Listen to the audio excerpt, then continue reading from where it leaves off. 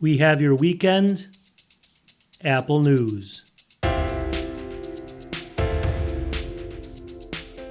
Welcome back to the channel.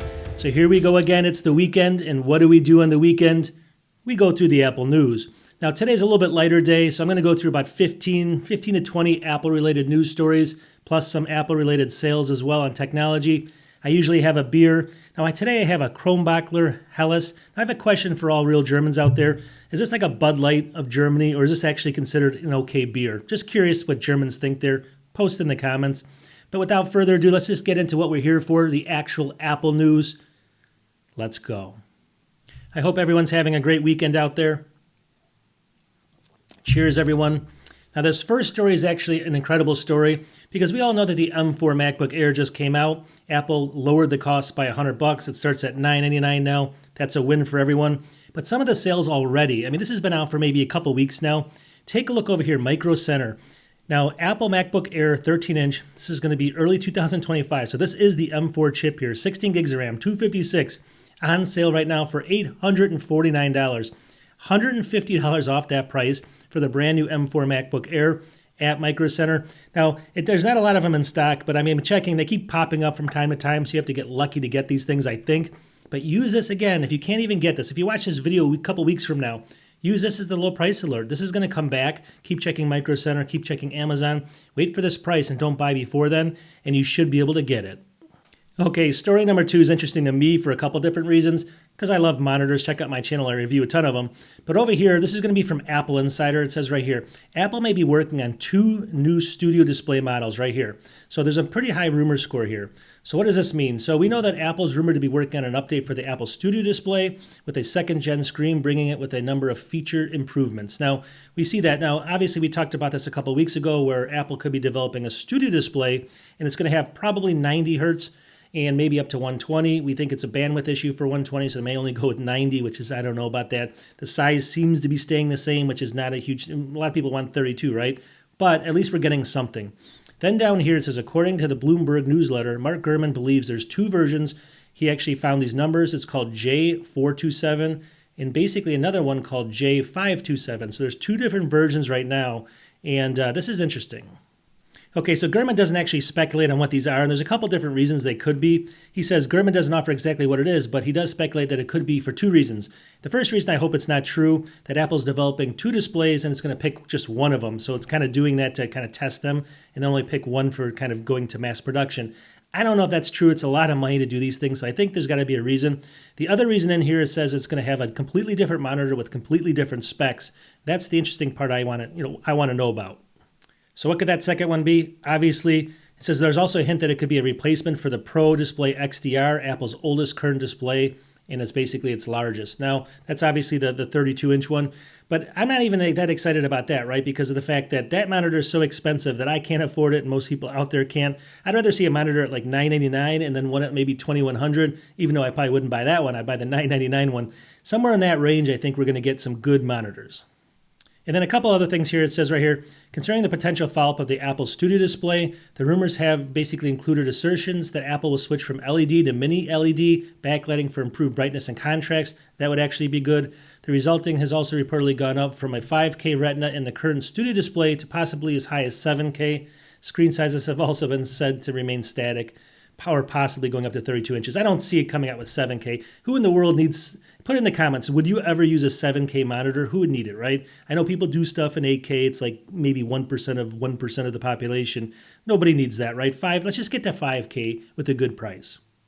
Okay, as long as we're on monitors right now, a couple things to note here. Now, if you watch my channel, I'll put some links in the description or I'll show you the picture right here, but I did a review of an Asus 5K. It's actually sitting over there, and that was actually a really good monitor for the cost, all right? Now, there's also BenQ. BenQ's coming out with a 5K monitor as well. I actually have it right now in-house. I'm testing it, so my video on that should come out probably like in a week or so, maybe longer, maybe shorter, but check the channel for the BenQ 5K. But now, to my surprise, just out of the blue, another manufacturer is coming out with a 5K, and here it is right here, Apple Insider. ViewSonic's new 5K monitor rivals Apple's Studio display for half the price. Look at that. So here it is. It's obviously it's not the most attractive, I guess, monitor out there. You can see it right here. If you scroll down here, It says this is the model number, the new VP2788-5K marks an important step in ViewSonic's expansion into the premium creative display space. While the company has been a long player in professional monitors, it's its first 5K display. So we're getting a lot of companies jumping in. The cool thing about this monitor is it's got Thunderbolt 4 ports. It's got two of them, one upstream for 100-watt delivery power, and then one connecting to a PC or Mac. One downstream 15-watt delivery. You get the idea. So it's got two Thunderbolt. It's got USB-C, two of those, a USB-A, HDMI 2.1, and DisplayPort 1. So it's got a whole bunch of ports. Now, let me actually kind of click here. So I kind of was digging around. Now on Amazon, it's kind of up there, but it's saying out of stock. So I went to their actual website, and here it is again. It's the monitor, but it's out of stock as well. So maybe it's not available quite yet. And it looks like it's $849. I'm guessing it's going to be $799 on Amazon. That's what I'm guessing. This is kind of more of the market price here. Now, again, it's kind of an unassuming monitor. Let me just kind of show you a couple things. So when the monitor looks like that, it looks okay, right? But when you actually move the monitor up, it's got this weird hole in it. Let me just show you right here. So this is where the cords go through, but if you move the monitor up here, you can see it, and it's on the left side, which to me makes literally no sense. Why would they do that? Maybe obviously the cables are this side. The back of it, you can see the same thing. Here's the hole, it's on the side. And it's kind of, it's attractive back. I think it's plastic, but it's, silver back there. But why in the world would they put that hole like on the side? So like if you actually do want to have the monitor up like this, it's going to look, to me, that looks just off kilter. I don't know about you. You guys put in the comments, would that bug you or not? Anyways, again, for $799, you're paying half of the studio display. If it's a good panel, we'll see. But I'm guessing it's going to be very, very similar to the Asus, and we'll find out. Okay, we got a couple other sales here, and I was just checking Micro Center out again, and I wanted to show you some of the good deals they have going there. And again, use these as the low price alert. So even if you can't have access to Micro Center, this is where the price point is where you want to buy. Now this first one I thought is just kind of an average deal, but especially for them, this is going to be obviously the M4 Mac Mini here, 16 gigs, but a 512 gigabyte SSD. So you get the increased space on the SSD. A lot of people want that. $679, so you're getting $120 off right now. And I think that's probably the best deal of a computer right now you can buy for $679 because you get that extra SSD space. That's super important for a lot of people, and the speeds go way up on that SSD. So you're going to get kind of a double whammy there. But here's where it gets interesting. So if you look here, Apple MacBook Pro here, let's look down here. This is the M4 Pro 12-core chip, 24 gigs of memory, 512 gigabyte SSD right here. Look at this. Now this is $300 off on the M4 Pro model with the M4 Pro chip.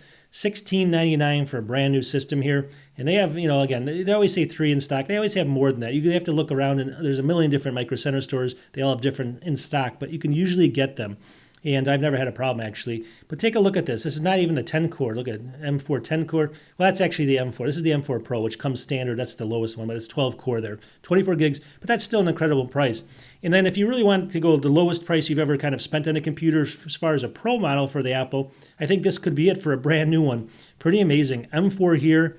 This is not the Pro, but the M4 chip, but it's obviously the 14-inch Pro model up here, right? Not the Air, but the Pro model. Look at this. 512 gigabyte SSD, so you're going to get that, and the 16 gigs of RAM. We're not getting 8 here. $1359. Look at that, $240 off right now.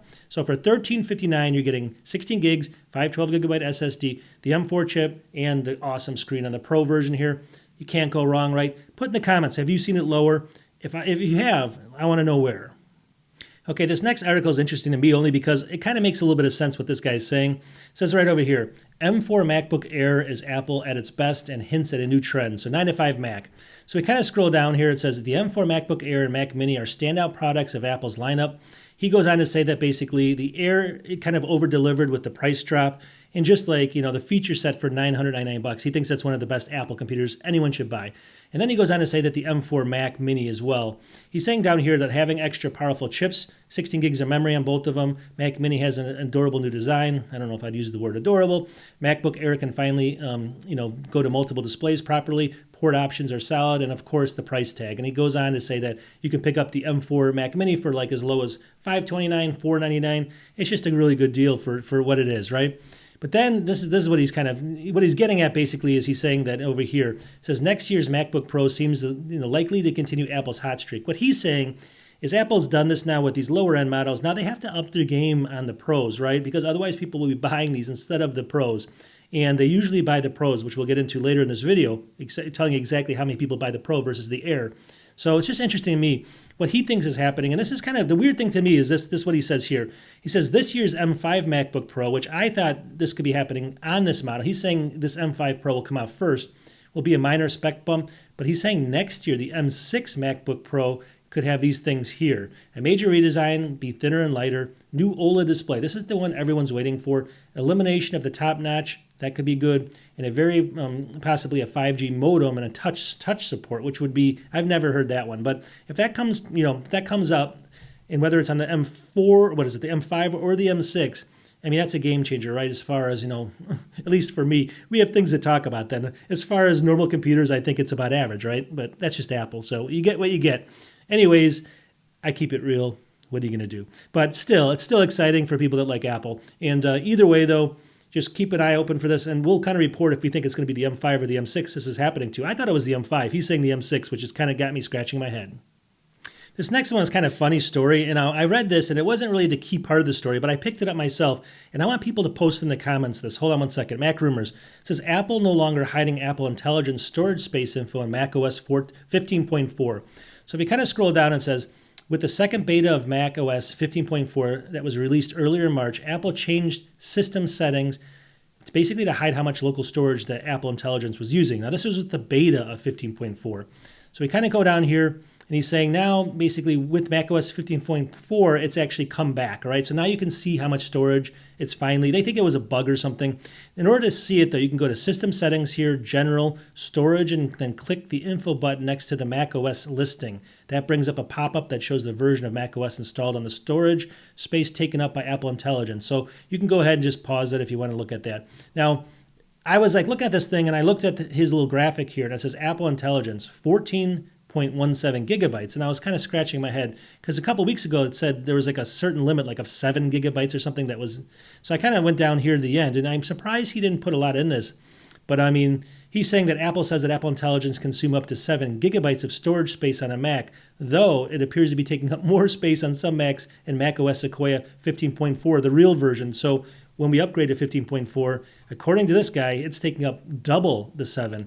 So we don't know, again, if this is a bug, it's doubled it up because it just hasn't removed the other one, or now if it's taking up 14 gigabytes of space for things that a lot of people aren't using right now because it's not fully baked in yet. So you guys tell me, post in the comments if you can go through that process, find out how much yours is using, and then post down there. But you have to be on 15.4 for this to all happen before you can actually see it and stuff. So make sure you're on that upgrade, and then tell me what you guys have in there. If it's over the 7, I want to report on it. Okay, typical Apple again here, and I got to report on this. This gets me upset, but I'm not going to buy this anyway. Would you guys buy this? Comments again. Apple Insider says folding iPhone will probably cost more than the Mac Studio. So we kind of fold, obviously the folding phone. It says the iPhone Fold is probably going to be an extremely expensive proposition for consumers, with analysts believing it could start at more than buying the M4 Mac Studio. So it says it's going to be at least around a price of $2,300. You can see in here, according to this Tim Long guy here. So $2,300 for a phone now, all right?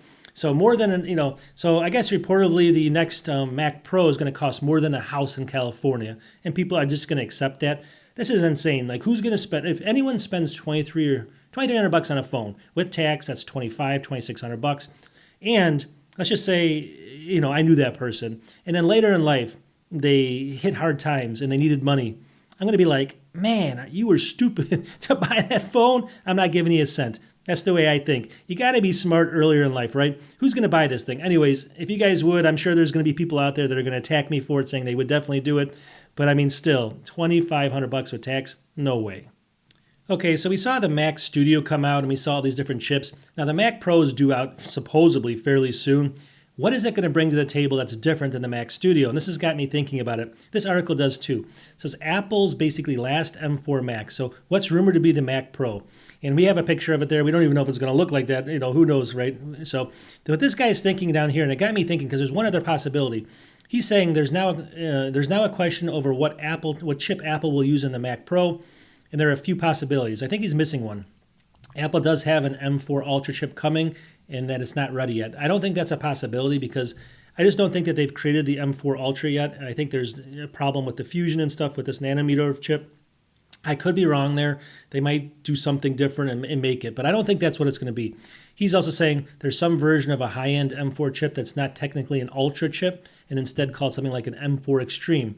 We talked about this before. That's maybe more of a possibility in my eyes that they're developing that chip. I just don't see with how much power the Mac Studio is taking up and all the Mac Pro, this new chip would take up a lot more. I just don't think it's in Apple's cards either, but maybe. Not too many people buy this computer, so maybe not. It says the Mac Pro will use the M3 Ultra chip. I mean, would Apple actually do that? Because obviously it would be dead in the water. No one in the world would buy that, right? I don't think that's it either. And then they're saying that the last possibility is the Mac Pro will get the M5 Ultra chip. Now, the M5 Ultra chip, see, this is where I think they made the mistake. I don't think that's the possibility either. I think the Mac Pro is actually going to get maybe the M5 Max chip, MAX. Because we looked at the Max right now, the M4 Max versus the M3 Ultra. I can't even think of what's going on here. And the Max chip is actually faster than the Ultra in a lot of cases already. It's very, very close. The Ultra can beat it in some things. But I think the M5 Max, MAX, if they put that in the Pro and then, it took maybe 6 or 8 months, at least it would give it something. That's what I think is actually going to happen. But again, I'm just taking a complete guess because at this point, for all it's worth, I just kind of wish they would get rid of the Pro. There's no reason for it really. Just kind of use the Max, the Studio, Mac Studio, and I think that's plenty. So anyways, long story short, we don't know. Okay, there's a new thing out there where if you don't want to buy your Mac and you want to get a new Mac every 2 years, you can actually have an option to kind of lease it and then just you turn it in and you get a brand new one. Here it is right here, 9 to 5 Mac. It says get the new M4 MacBook Air with this affordable monthly subscription. Here it is. It's called Upgraded, and it's, I've talked about them before. So for the new M4, let's just see what it comes out to. So down here it says prices starting at $33.28 a month. And what you do, let me just get a calculator out here. So I'll kind of explain this to you. So you basically have to pay 24 months no matter what, all right? And then you actually get your Mac given to you, and you pay those months. So let's just put the calculator over here. So it says $33.28. So you go 33.28 times 24. That comes out to $798 for, let's just say that's going to be the M4 MacBook Air base model. So instead of spending the $999, you're spending $798 for 2 years. At that point, you can send it back to them and get a brand new computer and keep paying that exact same cost per month. And you get a new computer every 2 years. Or you can pay for another year and then it's yours to keep. Now, if you pay for the other year, it comes out to actually, let's just do the math on it. So if you pay for 3 years instead, it's 33.28 times 36. So you're going to probably pay a premium. It's like almost $1,200. But don't forget, you add tax and stuff. It's not going to be that far off. So it's going to, you're going to maybe, obviously you get to pay monthly and you're going to have to pay this company something. They're going to have to make something for their money. So that's what you'd pay over 3 years, but then you can keep it. And there's no questions asked. What do you guys think about this? Do you think it's a good deal, a bad deal? I'm just curious in the comments.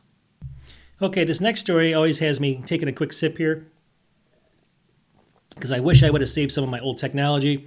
Here's a good story from Mac Rumors. It says, rare Apple One computer sells for $375,000.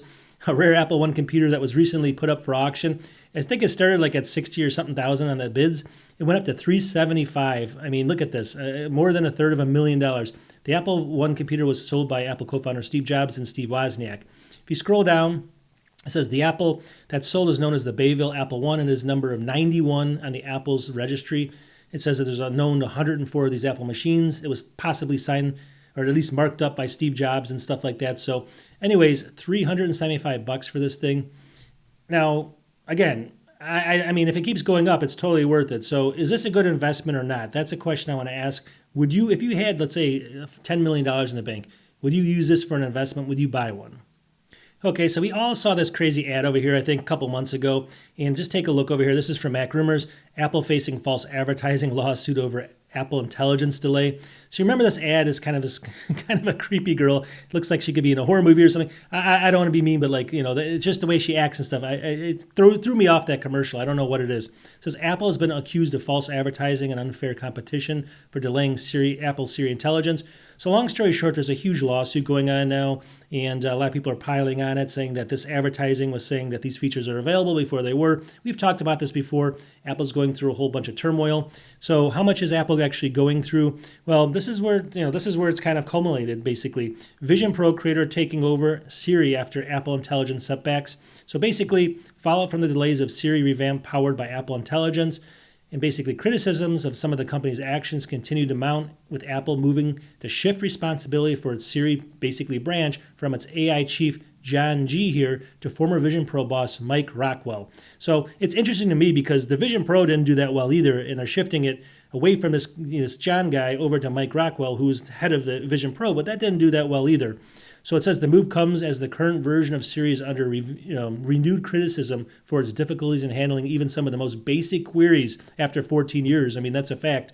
Prominent industry analyst Benedict Evans wonders if the Apple Intelligence issues and the push to bring Vision Pro to the market are a sign of Apple experiencing a kind of Vista, remember Windows Vista-like drift into problems when they basically released unbaked software. So long story short, comments again. Let me know what you guys think about this.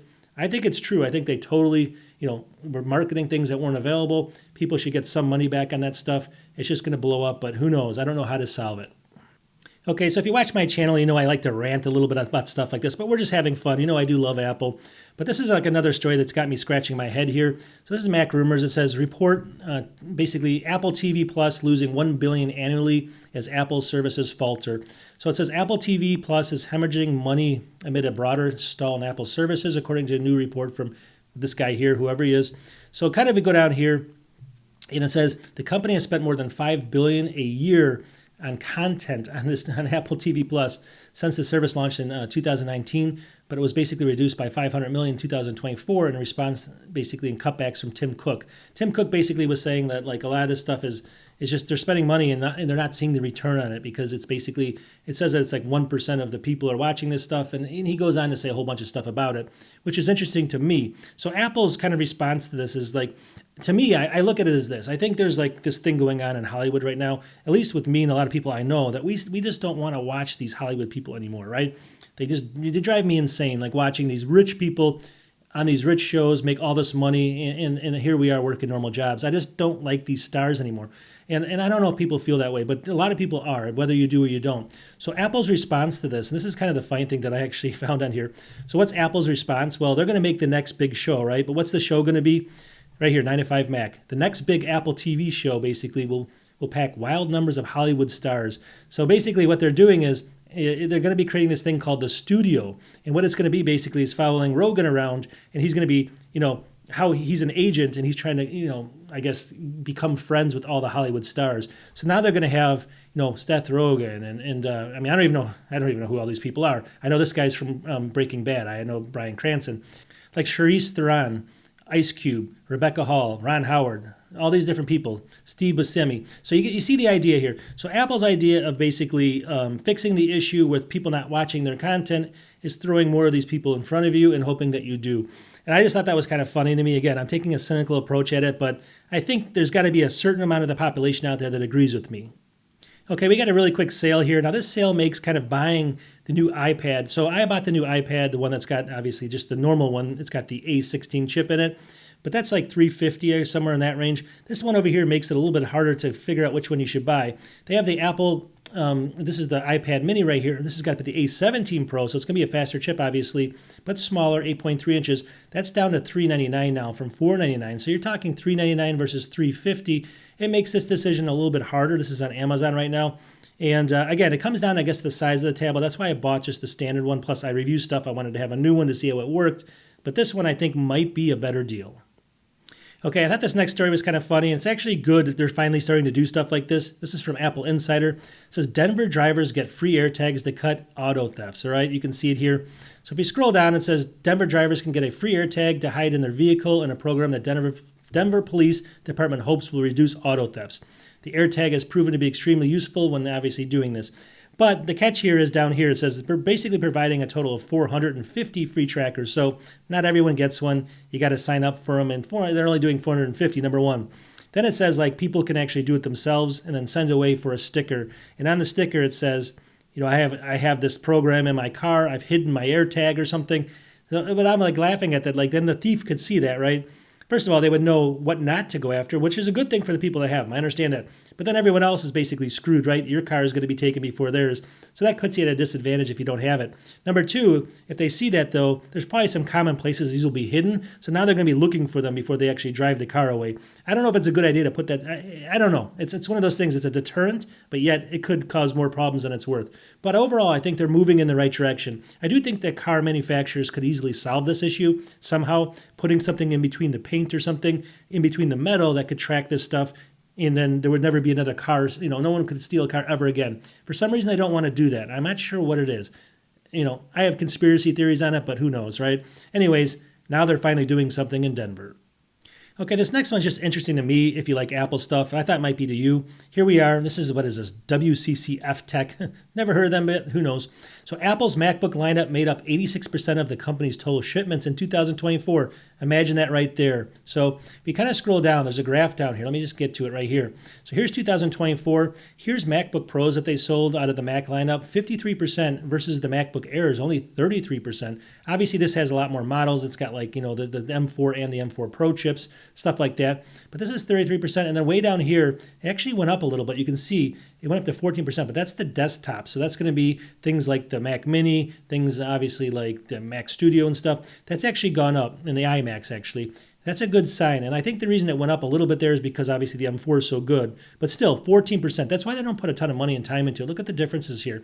I always thought that this might be higher than the Pros, but it looks like the Pros still have dominance and they're actually growing there, which is kind of crazy. But I think in 2025, with the new Airs finally coming out and having the M4 chip, I think that'll kind of maybe shift back to like what it looks like in 2023, somewhere in this range. But just still interesting to note. Okay, this next one's not so much Apple related, but I think everyone uses Gmail. Am I right? Over here, Mac Rumors. It says Gmail search function just got a major upgrade. So I haven't noticed, I haven't fooled around with it too much yet, but it says Google is rolling out an improved Gmail search function powered by AI now that the company will basically show you the most relevant results faster. So what does that mean? So I read through the article. It says that basically in the past, if you did a search, it would take a keyword and then show you in chronological order what the search was, depending on when the most recent one was. Now it's actually going to use AI to pull out things that you actually kind of read the longest or you get the most emails from. So it's going to actually move things up higher that it thinks that you might actually want to find versus just using time as the order. And they think that's going to actually help you find things quicker. So it's going to kind of determine what emails are the most important to you and what it thinks you could be searching for. Whether that's good or bad, this is AI, right? But I think it should help. I read through it, and the way it's going to do it, I think it's a little bit better. Because obviously, if you're searching from something 10 years ago, but you have a lot of emails like that, it's going to be way in the bottom of the list. But this time, supposedly, it should be on the top, and we'll find out. Okay, so what's the next Apple product they'll launch in the next maybe couple weeks? We don't even know. Right here for Mac Rumors, Apple's next product is likely the AirTag 2 with these new features. So we talked about this before, but we're actually getting close to kind of crunch time here. So what are the new features? With the second generation ultra-wide chip, the AirTag 2 is expected to have 3 times longer range. So what does that mean? It says right here, and it offers range of up to 200 feet or 60 meters, which is going to be, I guess, 3 times the range of the old one. That's number one. That's really the key. It says right here, number 2, the new AirTag's built-in speaker is expected to be more difficult to remove or tamper with. Again, that's more for security. It's not going to be a huge thing. A lot of people are even going to notice, right? Number 3, the new AirTag is rumored to have improved integration with the Apple Vision Pro. Again, nobody's going to notice that. Number 4, no major redesigns are expected. And it looks like it's going to be $29 or whatever. So at the end of the day, you're just getting that range. It looks going to look the same, supposedly, according to this article, which I don't know if that's true. But there's so many accessories now. If Apple did change it, it would kind of, hurt everybody. So they probably will, but who knows. Anyways, you get the idea. So that's the only change. You can make your determination which one you want to buy. Okay, the day's finally come if you're a gamer right here, Mac Rumors. Assassin's Creed Shadows launched on Mac. Again, this is a couple days ago, 2 days ago, but Assassin's Creed Shadows is available for download on the Mac as of today. And it is the first Assassin's Creed title that is being launched for Mac at the same time it is launching on PlayStation 5, Windows machines, and the Xbox. So that's good news right here. So, we're getting somewhere slowly but surely. Seems like it's taken forever to get games. Like it's another thing Apple talked about a couple years ago about they're going to get more developers into gaming and stuff. Well, we're starting to see finally the fruits of that, and it's been a long time, but at least this is something, and I'll take it as a win. Okay, so we all talked about obviously the new, what is it, the 16E iPhone, and a lot of people think the price is too high and all this other stuff. It's kind of testing the new C1 modem. Well, they got some data from that right here, Apple Insider. Apple's iPhone 16E 5G surpasses iPhone 16 in most real-world tests, which I thought was kind of interesting. And they have some charts down here. So it says worst outcomes from the iPhone 16 are significantly better than that on the iPhone 16. So when you have a bad signal, if you look here from AT&T, when you really have a bad signal, they tested the phones, and the iPhone 16 is down to 10.8. The speed here up to 31 on the 16E. So with that new chip, that C1 chip. And again, here's T-Mobile. You can see the big difference, 27 to 57. And then Verizon even goes up. So when you have a bad connection, it looks like obviously the iPhone 16 is beating it with that new C1 modem. And then down here, iPhone 16 outperforms iPhone 16E at peak performance, which is what we expected, but it's not by that much. So AT&T here, you can see it's 634 megabytes per second versus 544. Then you got 899. So you can see the big drop here. This is really going to be based off of the Wave. So unless you're like in a city or somewhere where you have Wave support, it's not going to make a difference. And I read another article where if you look at the top one, it said the medium or the average is actually higher for the 16E. But if you're in a place where you can get 600-700 gigabit, it's going to be a little bit faster on the 16. But for the average person, 16E wins. Okay, so for this next one, the iPhone 16E versus now the Pixel. So the Pixel came out with a new phone. I actually carry one. I take a lot of my photos with it for all my products, and it works really good in low light. Better than the Apple camera in a lot of cases, especially maybe the 16E. So I'm kind of debating which one I should get. So here we go from Mac Rumors. It says Google's new $499 Pixel 9a tops iPhone 16e in 4 different ways. So we know that the phone just launched here. It's a brand new Pixel. Now you can use a Pixel just fine with an Apple ecosystem. I do it all the time. If you're worried about it, I have iPads, Macs, and I use my Google Pixel just fine. But down here are the reasons why it's actually better. First, the Pixel 9a's 6.3-inch OLED display is larger than the 16e's 6.1. Now that's only a big plus if you want a larger phone, so I don't know if I'm going to count that. But second, this display support for 120 hertz on the Pixel versus only 60 hertz on the 16e, so you're getting double the refresh rate on the screen. That's number 2. That's a big one for a lot of people there, for sure.